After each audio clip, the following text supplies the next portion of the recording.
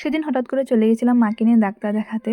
তো আমরা সকাল সকাল ঘর থেকে বেরিয়ে পড়েছি। তো এখন আমি ফেরিতে বসে বসে এই জলের ঢেউগুলো দেখছি যে কি সুন্দরভাবে যাচ্ছে ঢেউগুলো, কি সুন্দর লাগছে দেখতে।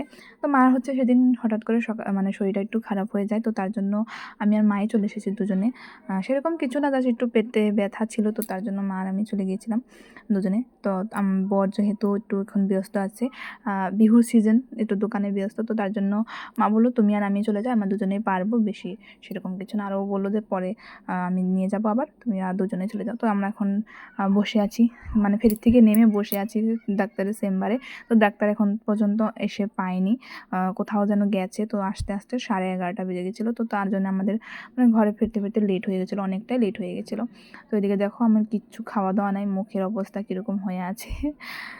তো আমাদের ঘর পেতে পেতে হয়েছিল সন্ধে 7টা বেজেছিল মনে হয়। তো এদিকে আমরা মানে লাস্ট ফেরি পেয়েছিলাম, তো সেটাতে উঠে চলে এসেছি। আর দেখো ফেরিতে কত মানুষ, লাস্ট ফেরি যেহেতু, তো তার জন্য মানুষ অনেক ছিল।